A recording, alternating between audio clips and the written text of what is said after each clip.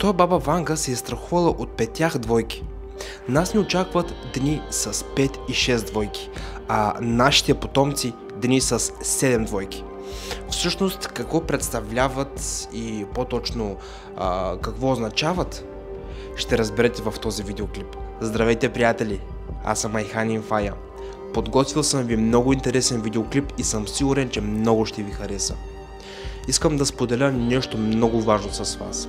Моята цел в YouTube е да постигна 100 000 абонати в близките месеци.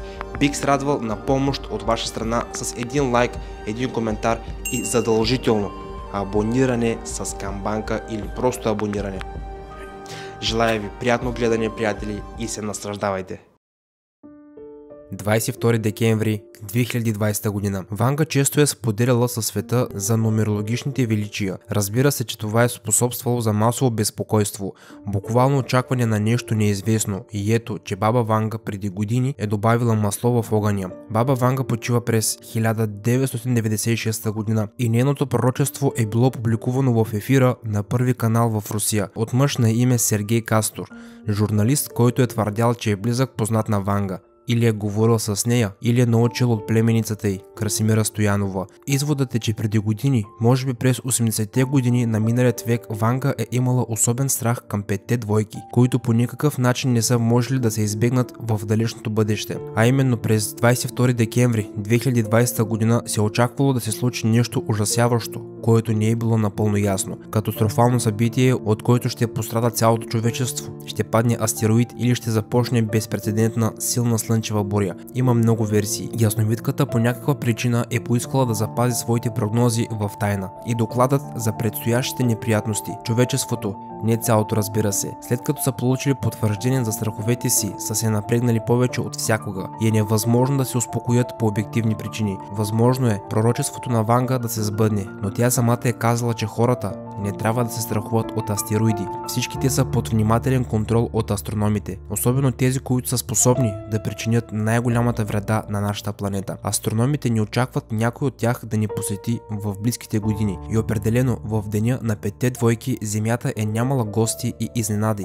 Единственият факт е, че най-близкият астероид е прелетял около Земята на 23 декември 2020 година. Но дали се струва да се опасяваме от мощно слънчево изригване? Искам да споделя с вас, че това се очаква вече от 11 години от Американската академия на науките. През 2009 година учените са публикували доклад за заплахите в космическото пространство. Също и за социалните и икономическите последици. Те са споделили, че нашето Слънце е в състояние да провокира електромагнитна буря с разрушителна сила. Електрическите мрежи по цялата планета могат да изгорят. Човечеството би се потопило в пълна тъмнина. На по-късен етап астрономите са започнали да се плашат от чудовищна светкавица, супер светкавица, която е в хиляди пъти по-мощна от обикновените, слънчевите, казват те. Оказва се, че учените са споделили също, че това всъщност не е обвързано с някаква нумерология, а може да се случи по всяко едно време. След 22 декември 2020 година Слънцето навлезе в следващия цикъл на своята активност.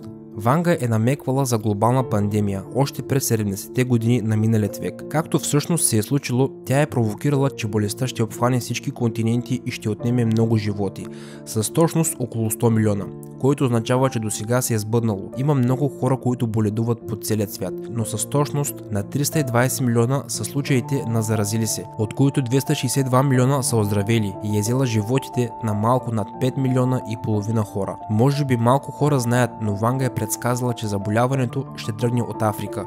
За Китай на този етап даже не се е споменавало. Баба Ванга е предсказала, че една година след световната епидемия ще бъде измислен лек срещу него и тя на 100% е познала. Точно една година след началото е създадена ваксината. Милиони хора по света живеят и четат предсказанията на баба Ванга, защото както сами виждате, те се сбъдват. Ванга също е предсказала, че пандемията ще намалее до средата на пролетта на 2020 година, въпреки че след това започна втората вълна. Баба Ванга е имала утешителни предсказания за Русия.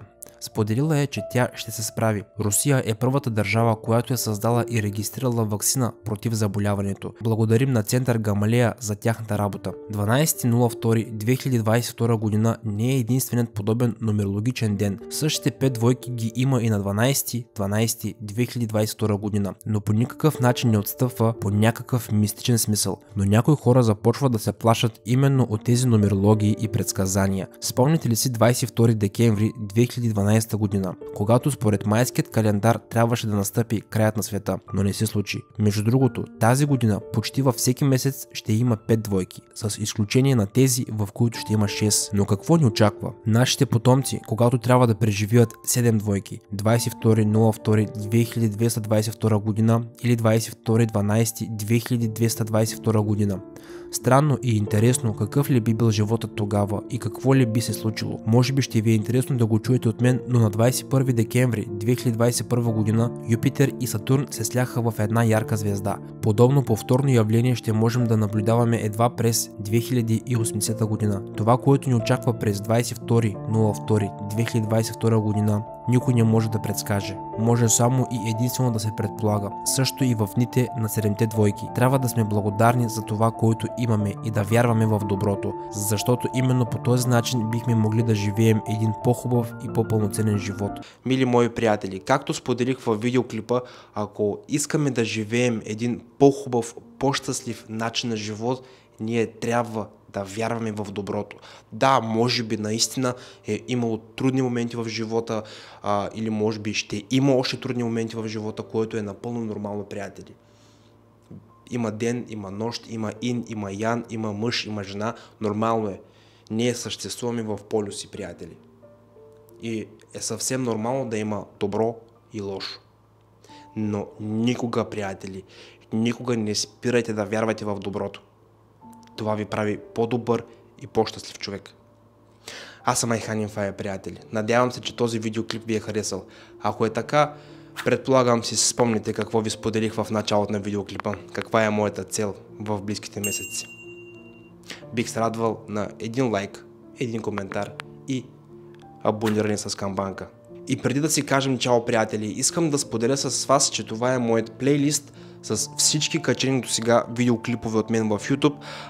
Това е моят последно качен видеоклип в YouTube. Много интересен. Цъкайте, гледайте и се наслаждавайте, приятели. Аз бях Айхан Инфая. Очаквайте съвсем скоро много нови интересни видеоклипове. Чао, приятели! И до скоро!